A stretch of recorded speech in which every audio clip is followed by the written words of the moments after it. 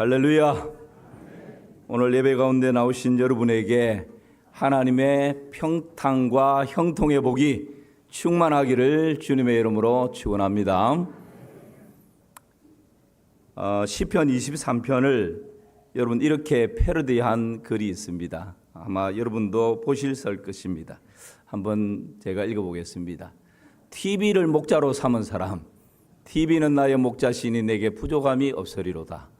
그가 나를 편한 소파에 누이시며 볼 채널이 있는 곳으로 인도하시는도다. 내 영혼을 황폐시키시고 사단의 이름을 위하여 음란한 쾌락의 길로 인도하시는도다. 내가 친구 없이 삭막한 세상을 다닐지라도 왕따됨을 두려워하지 않을 것은 TV께서 나와 함께 하심이라.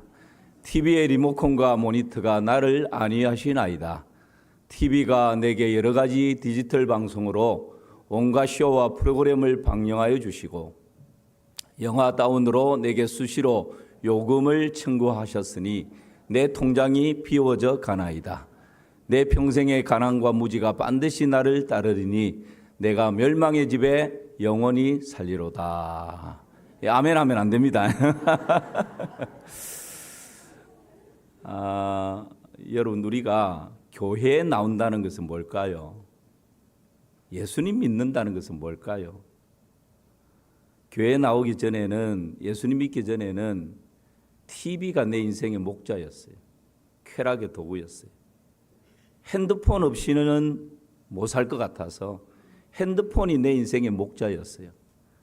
교회 나오기 전에, 예수님 믿기 전에는 돈이 내 인생을 책임져 줄 수 있는 목자라고 생각하고 돈을 목자로 붙들고 막 쫓아갔습니다. 예수님 믿기 전에, 신앙생활하기 전에는 자식 성공시켜 놓으면 그 자식이 내 노후 책임지고 내 인생의 목자가 될 것이라고 자식 붙들고 그렇게 쫓아갔어요. 그런데 우리가 목자를 잘못 만나면, 헛된 것을 목자로 붙들고 헛된 목자를 따라가면 그 결국은 멸망이 되는 것입니다. 그래서 여러분, 교회에 나온다라는 것, 예수님을 믿는다라고 하는 것은 참된 목자를 만나는 것입니다. 이것이 신앙생활이에요. 내가 지금까지 거짓된 것을 붙들고 있었구나. 거짓된 것을 목자인 줄 알고 따라가고 있었구나. 그것을 단절하고 참된 목자를 붙들고 참된 목자를 따라가는 것, 이것이 교회에 나오는 이유고 예수님 믿는 이유이고 이것이 신앙생활인 것입니다. 오늘 이 예배에 참석하신 모든 분들이 시편 23편 이 말씀을 통해서 내 인생의 참된 목자를 만나는 은혜가 있기를 주님의 이름으로 축원합니다. 만날 뿐만 아니라 그 목자를 한 걸음 한 걸음 따라가는 그런 복된 은혜가 있기를 주님의 이름으로 축원합니다.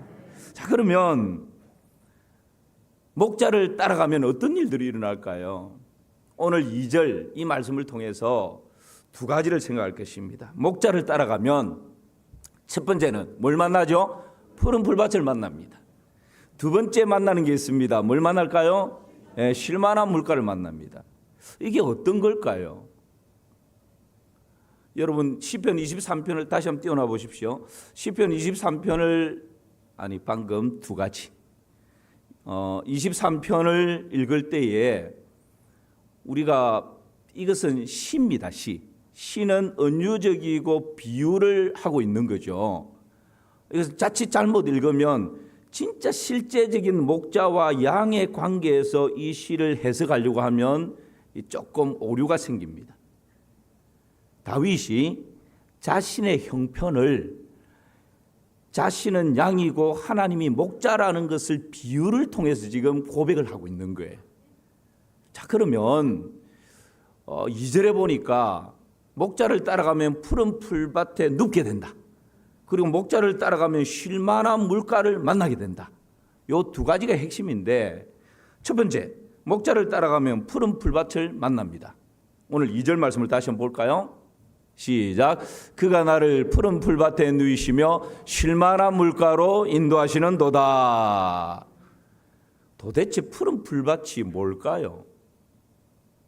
여러분 우리가 이 말씀을 딱 생각하면 이런 사진을 떠올립니다. 예, 이렇게 여기가 어딘지는 잘 모르겠습니다. 뭐 대관령 목장처럼 저 유럽이나 뉴질랜드나 뭐 이 호주나 이런 초장이 쫙 우어져 있고 거기에 양이 한가롭게 풀을 뜯고 그냥 사진만 딱 봐도 그림만 봐도 뭔가 마음이 평화로워지는 이런 장면을 연상하죠. 그래서 지금 다윗이 고백하고 있는 하나님을 목자 삼으면 하나님께서 내 인생을 저런 저택과 같은 곳으로 쫙 인도해 주시고 저런 초장 위에 그냥 양이 편안하게 한가롭게 풀을 뜯고 물을 마시면서 필요하면 눕기도 하고 일어나기도 하고 그렇게 하는 것처럼 나의 삶의 환경을 그렇게 바꾸어 주실 것이다. 그런 생각을 하고 그런 소원과 기대를 가질 수 있습니다. 그런데 오늘 시편 이 23편에서 다윗이 고백할 때 이 푸른 풀밭이 과연 그런 곳일까? 유럽이나 이 뭐 호주나 이런 곳에서는 이게 가능하지만 우리가 아는 것처럼 다윗은 이스라엘 중동 지역이에요. 중동 지역에 지금 이런 장면이 펼쳐질 리가 없습니다. 그래서 오늘 이 말씀을 조금 더 우리가 생각하려고 하는 겁니다. 누가복음 15장 4절 말씀을 한번 보실까요? 예, 시작. 너희 중에 어떤 사람이 양 100마리가 있는데 그 중에 하나를 잃으면 99마리를 들여두고 그 잃은 것을 찾아내기까지 찾아다니지 아니하겠느냐. 여러분 지금 예수님이 하신 말씀인데 예수님께서 100마리 양을 이렇게 있는데 그 중에 한 마리가 없어져 버렸어요. 그럼 예수님 지금 뭐라 말씀하십니까? 한 마리를 찾기 위해서 99마리를 어디에 두고? 들에 두고. 여기 들이 어딜까요? 지금 예수님도 양을 비유하고 있는데 같은 땅이에요. 같은 땅. 다윗은 구약이고 예수님은 신약. 같은 땅에서 양 한 마리를 찾기 위해서 99마리를 들에 두고 갔다. 이 들이라고 하는 이 헬라어는 에르모스라고 하는 말입니다. 이 에르모스는 영어에서는 이렇게 번역했어요. wilderness. 그러니까 이 들은 풀이 무성하게 있는 쉴만한 물가가 있는 아주 좋은 초장이 아니란 말입니다. wilderness. 버려진 땅이고 황무지고 광야 메마른 땅이에요. 이런 곳에 99마리를 두었다. 여러분 이 히브리어에서는 광야를 이런 단어로 사용합니다. 미드바르 나베라는 경용으로 쓰는데 이 광야라고 하는 이 말이나 또 풀밭이라고 할 때도 미드바르 나베 똑같이 써요. 그러니까 우리나라는 광야와 풀밭은 완전 다른 의미잖아요. 서로 극과 극이잖아요. 그런데 히브리어에서는 광야도 풀밭이고 풀밭도 광야고 그렇게 그냥 사용하는 것입니다. 제가 지금 뭘 말씀드리려고 하느냐 하면 다윗이 그 시대에 구약 그 시대에 목자와 양을 비유하면서 내 인생을 이렇게 고백을 하고 있는데 하나님을 목자로 삼으면 하나님께서 내 인생을 푸른 풀밭으로 인도하신다. 이 푸른 풀밭이 지금 우리가 생각하는 푸른 초장 위에 양들이 풀을 뜯는 그런 멋진 환경, 아름다운 환경이 아니라는 거예요. 오히려 그 푸른 풀밭은 메마른 땅이고 광야와 같은 땅이고 그 푸른 풀밭은 시편 23편의 푸른 풀밭은 히브리어 데쉐입니다. 데쉐. 이 데쉐라고 하는 말은 연한 풀, 새 풀, 새로 돋아난 이걸 말해요. 그러니까 무성하게 우거져 있는 초장은 상상을 할 수 없고 1년 중에 6개월은 금기이기 때문에 완전 광야입니다. 그런데 그 중에서 조금 푸르름을 볼 수 있을 때는 10월부터 우기라서 비가 내리는데 10월에 비가 쫙 쏟아지면 그 비 때문에 그 광야 같은 땅에서 그것도 전 지역이 아니고 일정한 지역에서 뽀송뽀송뽀송 마치 머리를 싹 밀고 나면 며칠이 지나면 거기에서 고슴도치처럼 뽀송뽀송 올라오는 것처럼 수영 깎고 나면 조금씩 올라오는 것처럼 그런 연한 풀이 조금씩 올라와 있는 요게 대쉐 연한 풀이에요. 사실 원어에는 푸른이라는 말이 없어요. 정확하게 해석하면 연한 풀, 방금 돋아나는 돋는 풀, 이곳으로 하나님이 인도하신다. 이런 말이죠. 여러분, 그곳에서 뭐가 좋다고? 광야 땅, 제일 좋은 풀밭이라 해봤자 제가 말씀드린 것처럼 금방 조금씩 돋아나는 그 흙이나 돌이나 같이 막 섞여져 있는, 거기에서 조금 푸르게 돋아나는 거기에 그곳을 인도한다라고 이야기하고 있는 것이죠. 여러분, 이게 어떤 의미일까요?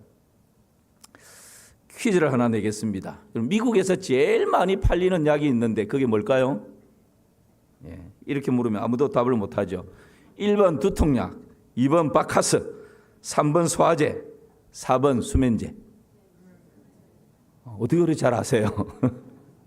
1부 때도 4개 보기를 딱 주니까 4번 수면제 맞습니다. 최고 강대국, 최고 선진국, 거기에 사는 국민들이 왜 수면제 없이 잠을 잘 수 없을까요? 자, 그러면 OECD 국가에서 상위권으로 막 치고 올라가는 우리 대한민국에서 맞다고 지금 인정하고 있죠. 대한민국에서 처방을 받아서 사 먹는 약 말고 그냥 일반적인 약 중에 대한민국에서 제일 많이 팔리는 약이 있대요. 뭘까요? 2가지가 나왔습니다. 한쪽에는 바카스가 나왔고 한쪽에는 소화제가 나왔는데, 바카스래요. 뭐 설문조사에 조금 다를 수는 있겠죠. 자, 그러면 미국에서 제일 많이 팔리는 수면제와 이렇게 잘 사는 대한민국에서 제일 많이 팔리는 바카스의 공통점이 있어요. 뭡니까? 그렇죠. 긴장과 초조함과 마음의 무거운 짐과 불안함과 염려, 걱정, 근심과 육체적인 피곤함과 딱 한마디로 말하면 스트레스입니다. 평안이 없는 거죠. 안식이 없는 거예요. 경제적으로는 이전보다 훨씬 좋아졌는데 수면제 안 먹고는 잠을 이룰 수 없는 시대. 이전에는 한 방에, 내 방도 없어요. 한 방에 식구들이 그냥 옹기종기 모여서 이불 당기는 싸움하면서 그렇게 자도 그냥 다음 날까지 죽은 듯이 너무 편하게 잤는데, 여러분, 지금 다윗이 고백하는 목자 되신 하나님께서 내 인생을 푸른 풀밭으로 인도하신다라고 하는 것은 무슨 환경적으로, 지금 내 현실적으로 초장과 같은 그런 곳으로 쫙 펼쳐주시고, 하나님께서 저택을 주시고, 이 세상에 제일 좋은 침대를 주시고, 한 끼 식사할 때마다 진수성찬으로 쫙 차려주시고, 그런 의미가 아니에요. 비록 내 삶이 팍팍하지만, 비록 내 현실이 광야의 길을 걸어가는 것 같지만, 비록 나의 걸음걸음이 메마른 땅을 지나야 하는 그런 현실적인 어려움을 만나지만, 목자와 함께 한다면 그 목자로 인해서 여러분 거기에 눕기도 하고 일어나기도 하는 것입니다. 그 목자로 인해서 참 평안과 안식을 누리게 되는 것입니다. 양들이 잘 눕지 않아요. 아까 사진도 누워있는 모습이 아니죠. 그런데 양들이 누울 때가 있습니다. 어떨 때 누울까요? 4가지 조건이 충족될 때. 첫 번째는 배가 불러야 합니다. 우리도 배 부르면 좀 눕고 싶잖아요. 양도 비슷해요. 두 번째는 양들 사이에 갈등이 없어야 돼요. 저놈이 내 누워있는 거 보고 들이박으면 안 되는데, 이런 불안함이 있고 갈등이 있으면 누울 수가 없어요. 편안해 눕습니다. 세 번째는 날파리나 모기로부터 공격을 받지 않을 때. 누워서 잠을 자려고 탁 하는데 뭐 날파리가 코로 들어간다든지 하면 그 병 때문에 나중에 죽게 됩니다. 네 번째는 두려움이 없어야 합니다. 언제 사나운 맹수가 쳐들어오지? 이런 두려움이 있으면 잠을 잘 수 없어요. 목자가 딱 지키고 있는 것을 느낄 때, 그때 편안하게 누울 수 있는 거죠. 배가 부를 때, 갈등이 없을 때, 벌레가 없을 때, 두려움이 없을 때. 여러분, 오늘 다윗은 그는 하나님이십니다. 목자께서 나를 푸른 풀밭에 누이시고, 때로는 광야 같지만 거기에서 조금 더 좋은 곳이라고 하면 비가 내려서 조금 새싹이, 연한 새싹이 조금씩 돋아난 그곳이지만, 그런 인생을 살아가지만 하나님께서 그곳에 우리를 인도하실 뿐만 아니라 눕게 하신다는 것입니다. 누울 때는 네 가지가 충족되어야 된다 그랬죠. 하나는 배가 불러야 하고, 갈등이 없어야 하고, 또 벌레나 이런 곤충으로부터 공격이 없어야 하고, 맹수들로부터 안전함을 느낄 때, 그때 비로소 눕게 되는 거죠. 여러분, 천지를 창조하시고 우리 인생의 생사화복을 주관하시는 그 하나님을 목자로 모실 때 이 네 가지 은혜를 충족시켜 주시는 줄을 믿습니다. 이것이 목자를 모신 믿음의 사람들의 삶의 모습이고 누리는 은혜요 복인 것이죠. 우리도 끊임없이 세상 사람들처럼 좋은 환경을 추구하고 그것을 쫓아가면 결국 여러분 거기에서는 참 만족과 평안함을 누릴 수가 없는 것입니다. 그런 말이 있지 않습니까? 매 새끼 진수성찬을 쫙 차려놓고 그렇게 식사 자리에 앉지만, 돈을 주고 그 식사를 살 수는 있지만 입맛은 돈 주고 살 수가 없는 거예요. 이 세상에서 제일 크고 화려하고 아름답고 멋진 침대를 내 집에 돈 주고 들여놓을 수 있지만, 여러분 그 침대 위에서 단잠을 잘 수 있는 단잠은 돈을 주고 살 수 있는 것이 아닙니다. 지금 다윗이 고백하는 것이 그런 거예요. 푸른 풀밭이라고 하는 것은 환경적으로 상황적으로 쫙 초장이 펼쳐져 있는 그런 곳이 아니라, 비록 내 평생의 삶이 광야길을 걸어가는 삶이라 할지라도 목자 되신 주님과 함께라면 여러분 그 광야를 걸어가면서도 희망을 노래할 수 있는 것입니다. 그 광야길 가운데에서도 콧노래를 부를 수 있는 것입니다. 그 광야 가운데 평안히 눕기도 하고 평안히 일어나기도 하는 것입니다. 이것이 여러분 목자를 따라가는 믿음의 사람들에게 주어져 있는 놀라운 은혜요 복인 것이죠. 우리 예수님께서 친히 우리 인생의 목자가 되십니다. 그래서 예수님께서 우리 인생을 이렇게 초청하십니다. 시작. 수고하고 무거운 짐진 자들아 다 내게로 오라. 내가 너희를 쉬게 하리라. 나는 마음이 온유하고 겸손하니 나의 멍에를 메고 내게 배우라. 그리하면 너희 마음이 쉼을 얻으리니. 우리 양들을 위해서 목숨까지 버리신 그 예수님께서 다 내게로 오라고, 참 목자이신 주님께로 오라고, 그리하면 주님께서 참 쉼과 안식을 허락해 주시겠다 약속하십니다. 여러분 우리 마음에 일어나는 모든 요동침을 목자 되신 주님 앞에 다 내려놓으시기를 주님의 이름으로 축원합니다. 우리 안에 일어나는 모든 미움과 시기와 질투와 정죄와 판단을 목자 되신 주님 앞에 다 내려놓으시기를 주님의 이름으로 축원합니다. 우리 안에 일어나는 모든 염려, 걱정, 근심, 불안함, 두려움을 목자 되신 주님께 던져버리시기를 주님의 이름으로 축원합니다. 그럴 때 여러분 우리 인생 가운데 참 평안함과 안식과 쉼을 누리며 살아갈 수가 있는 것입니다. 그것이 우리 내면 가운데에서 해결되지 않으면 아무리 넓은 집에 살아도, 아무리 좋은 차를 타도, 아무리 많은 것을 가져도, 아무리 높은 자리에 올라가도, 아무리 세상에 좋은 것을 움켜쥐고 있다 할지라도 참 쉼과 안식은 누릴 수가 없는 것입니다.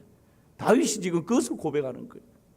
내가 인생을 살다 보니까 위험한 상황도 맞닥뜨리고 억울한 일도 당하고 원수들로부터 쫓겨다니는 도망자 신세도 돼보고 모든 것을 다 경험했는데 어떤 형편 가운데서든지 목자 되신 그 주님 붙들고 살아가니 광야도 푸른 풀밭이 되더라는 것입니다.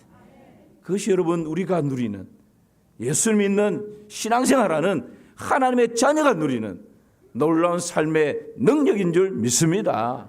이것을 누리며 살아가는 것이죠.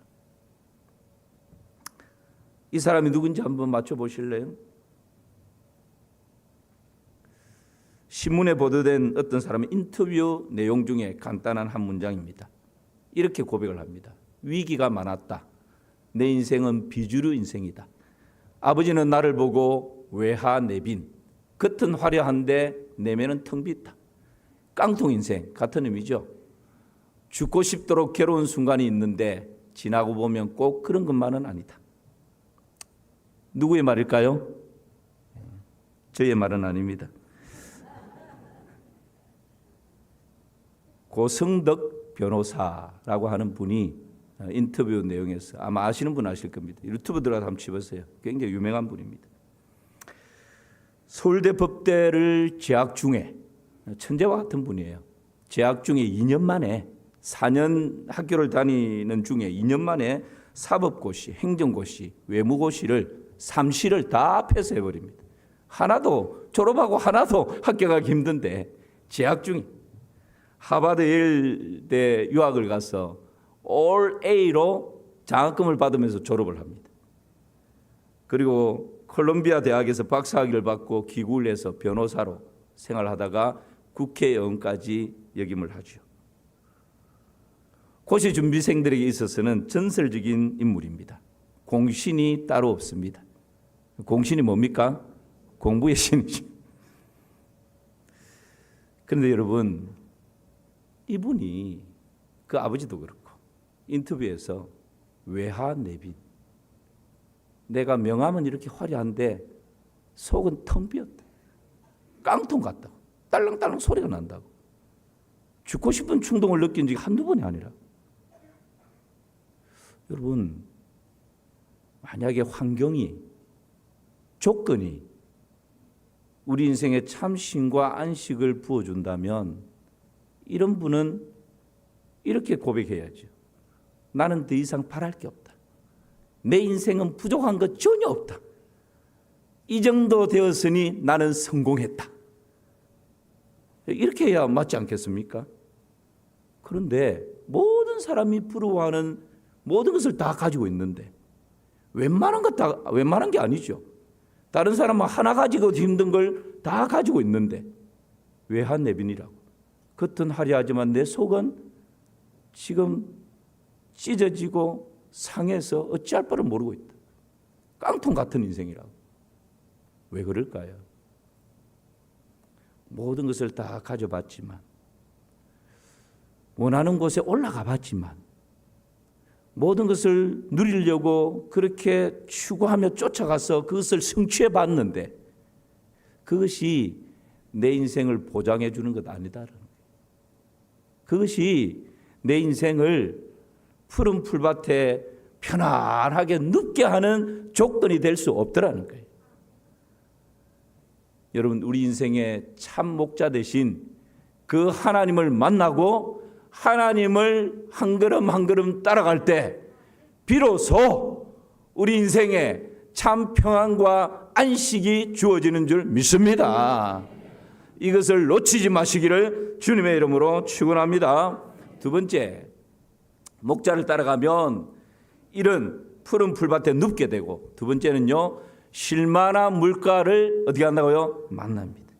쉴만한 물가. 다시 2절 말씀으로 돌아가 볼까요? 시작. 그가 나를 푸른 풀밭에 누이시며 쉴만한 물가로 인도하시는도다.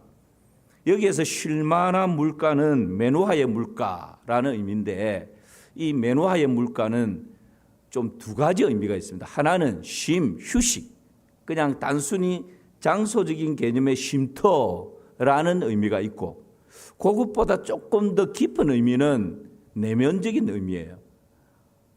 단순히 땀을 흘리고 노동을 하다가 나무 그늘 아래에서 휴식을 하고 쉼을 누리는 그 칠해의 쉼, 그런 의미보다 마음에 있는 고요, 샬롬, 행복, 내 내면 가운데서 이렇게 뭔가 이렇게 꿈틀거리면서 확 일어나는 그 소망, 요게 마노아의 물가라고 할 수 있습니다.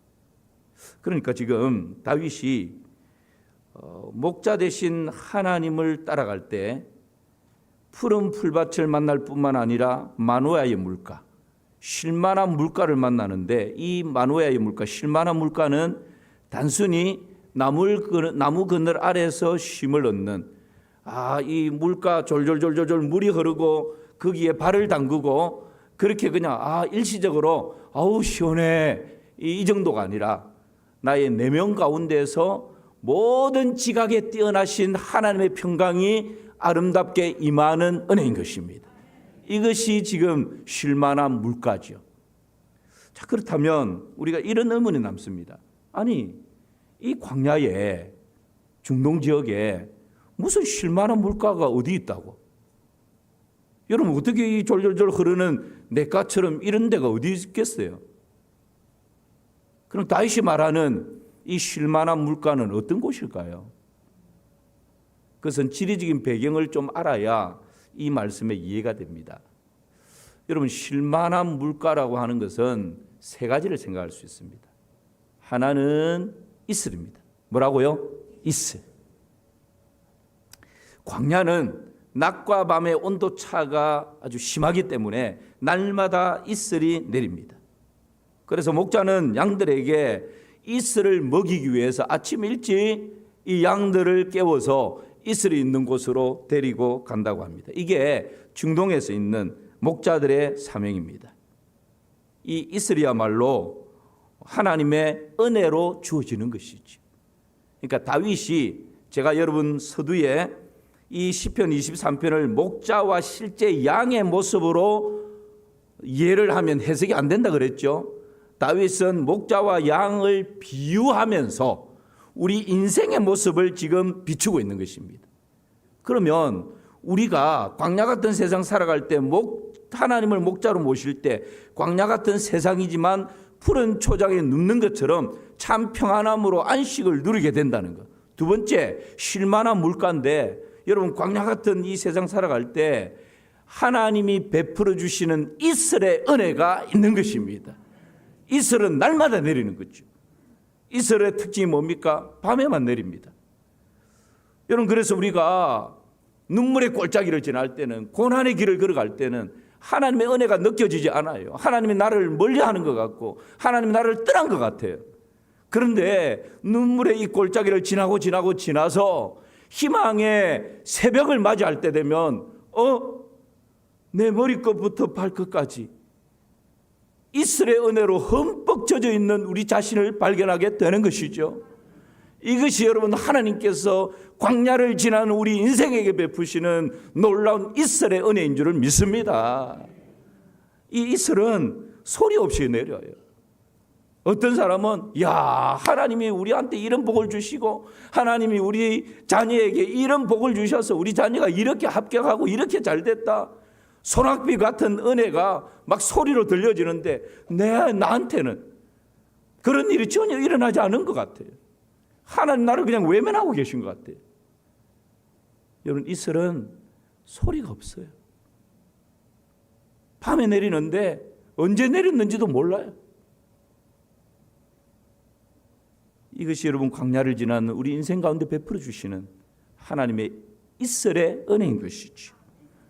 비록 다른 사람처럼 화려하지 않지만, 다른 사람처럼 간증할 거리는, 기적적인 그런 간증거리는 별로 없다 할지라도 일상 가운데 베풀어 주시는 이 이슬의 은혜가 있기에 오늘도 하나님과 함께 우리의 인생길을 걸어갈 수 있는 것입니다. 이런 은혜를 놓치지 마시기를 주님의 이름으로 축원합니다. 이 이슬은 매일 내립니다. 하루도 그러지 않습니다. 비는 이 중동 지역에 1년에 그렇게 많이 내리지 않습니다. 강우량이 늘 적습니다. 그러나 이슬은 하루도 그러지 않고, 조금 많을 때도 있고 적을 때도 있겠지만 매일 365일 내리는 것이 이슬입니다. 여러분, 우리가 사는 동안 단 한순간도 하나님의 은혜 없이는 살아갈 수 없는 인생, 이것이 바로 이슬 같은 하나님의 은혜인 것이지. 다윗이 하나님을 목자로 모셨더니 그분이 내 인생을 푸른 풀밭에 눕게 하실 뿐만 아니라 쉴만한 물가로 인도하신다라고 하는 것은 바로 이 이스라엘의 은혜로 내 인생을 붙들어 주시고 광야길 가운데에서 걸음걸음 걸어갈 때 이스라엘의 은혜를 내려주시는 것입니다. 두 번째는 이 이스라엘 쉴만한 물가라고 하는 것은 웅덩이를 말합니다. 웅덩이. 이스라엘은 집안이 스키암으로 되어 있는 곳이 곳곳에 있습니다. 그래서 목자의 사명 중에 하나는 1년에 6개월 절반이 건기기 때문에 비가 없기 때문에 그때 여러분 이 양들을 먹일 수 있는 물을 먹일 수 있는 길이 뭡니까?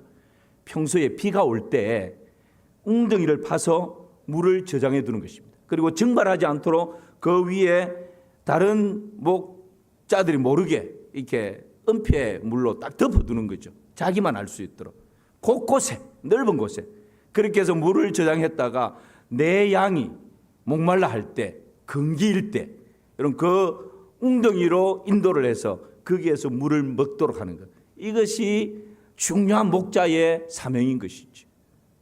바로 이 은혜를 말하는 것입니다. 때로는 우리가 살아가다 보면 이 웅덩이의 은혜, 하나님께서 살짝 감추어 놓으신 그 은혜 때문에 감격할 때가 있습니다. 더 이상 길이 없는데 완전 동서남북 다 막혀버렸는데 이제 이것으로 우리 가정은 끝이구나. 이것으로 이제 모든 것이 끝났구나. 여기까지 그렇게 하고 딱 포기하고 손 놓았는데 어디선가 전화 한 통이 걸려옵니다. 예? 뭐라고요? 여러분, 이것이 웅덩이의 은혜죠. 어깨를 턱 떨구고 낙심좌절하면서 그냥 밖에 나갔는데 누군가를 잊고 있었던, 내 전화번호 속에도 가물가물한 누군가를 우연히 만났는데, 만나서 이야기를 하다 보니까 여러분 모든 것이 막혀버렸는데 한 줄기 희망의 빛이 비추어 들어오는 것입니다. 이것이 웅덩이의 은혜죠. 내 힘으로는 동서남북 바라봐도 다 광야고 메마른 땅인데 그 땅 가운데 하나님께서 살짝 덮어놓으신, 감추어 놓으신 웅덩이의 은혜가 있는 것입니다. 이것이 여러분 쉴만한 물가입니다. 소리 없이 날마다 내려주시는 이스라엘의 은혜뿐만 아니라 이 웅덩이의 은혜가 있기에 절망 가운데서도 다시금 일어나 희망을 노래할 수 있는 것이죠. 이런 은혜를 더 많이 누리시기를 주님의 이름으로 축원합니다. 마지막 하나는 쉴만한 물가라고 하는 것은 오아시스를 말합니다. 뭘 말한다고요? 오아시스입니다. 출애굽기 15장 27절 말씀 같이 한번 보실까요? 시작. 그들이 엘림에 이르니 거기에 물샘 12과 종류나무 70그루가 있는지라 거기서 그들이 그 물 곁에 장막을 치니라. 여기서 엘림이 바로 오아시스예요.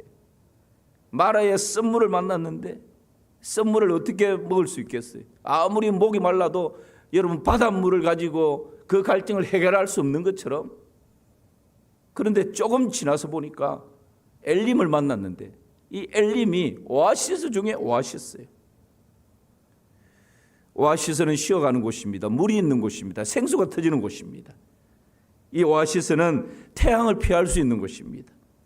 갈증을 해소할 수 있는 곳이고 거기에서 다시 에너지와 힘을 충전하고 다음 목적지를 향해서 걸어갈 수 있는 것이 바로 이 오아시스입니다.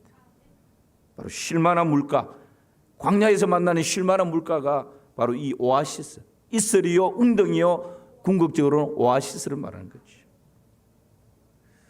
여러분, 우리 인생을 지날 때 참 오아시스는 우리 구주 예수 그리스도이십니다. 요한복음 7장 말씀 보니까 주님이 이렇게 말씀하십니다. 시작. 명절 끝날고 큰 날에 예수께서 서서 외쳐 이르시되 누구든지 목마르거든 내게로 와서 마시라. 나를 믿는 자는 성경의 이름과 같이 그 배에서 생수의 강이 흘러나오리라 하시니. 요한복음 4장에서도 이렇게 말씀하십니다. 시작. 내가 주는 물을 마시는 자는 영원히 목마르지 아니하리니 내가 주는 물은 그 속에서 영생하도록 솟아나는 샘물이 되리라. 아멘입니다. 아멘. 이런 말씀을 좀 요약합니다. 지금 다윗이 구약시대에 하나님을 목자로 모셨더니 하나님이 내 인생을 푸른 풀밭, 쉴만한 푸른 풀밭에 눕게 하시고 쉴만한 물가로 인도하신다라고 고백합니다. 이 푸른 풀밭은 초장이 아니라 그랬습니다. 여전히 광야고 메마른 땅이고 좋게 해석해봤자 연하게 돋아나는 순 정도. 그리고 쉴만한 물가는 이슬이라 그랬습니다. 웅덩이라 그랬습니다. 오아시스라 그랬습니다. 마음만 먹으면 양들을 데리고 가서 마음껏 먹일 수 있는 그런 저수지와 같은 그런 곳이 아니라는 거예요. 광야길 가운데 여러분 우리 내면을 황폐하게 만들고 긴장하게 만들고 초조하게 만들고 그래서 수면제가 없이는 잠을 이룰 수 없게 만들고 오늘도 바카스를 마시지 않고는 출근하는 발걸음이 너무 무겁고 여러분 이런 인생 왜 그럴까요? 그것은 여러분 우리가 환경을 바라보고 환경이 뭔가 나에게 안식과 평안을 줄 것이라고 착각을 하고 그것을 목자로 삼으려고 추구하는 삶이기 때문에 그렇습니다. 근본적인 것은 우리 내면에 있는 죄의 문제를 해결할 때 여러분 주님께서 주시는 모든 지각에 뛰어난 하나님의 평강이 우리의 내면에 임하게 되는 줄을 믿습니다. 예수님께서 그 죄의 문제를 십자가에서 해결해 주셨습니다. 다시 부활하심으로 사망의 문제를 죽음의 문제를 해결해 주셨습니다. 그 예수님께서 여러분 죄의 문제를 해결해 주시고 죽음의 문제를 해결해 주신 그 예수님께서 나는 선한 목자다. 선한 목자는 양들을 위해서 목숨을 버린다. 그러면 누구든지 나를 따라오면 그 배에서 영원히 목마르지 않는 생수의 강이 흘러 넘치리라 말씀하십니다. 여러분 이것이 참 목자를 따라가는 우리에게 주어져 있는 놀라운 은혜요 복인 것이지요. 다윗이 고백하는 이 고백이 오늘 이 예배에 참석한 저와 여러분의 아름다운 고백 될 수 있기를 주님의 이름으로 축원합니다. 하나님 그런 고백이 흘러 넘쳐나게 하여 주시옵소서. 예수님의 이름으로 기도하옵나이다. 아멘.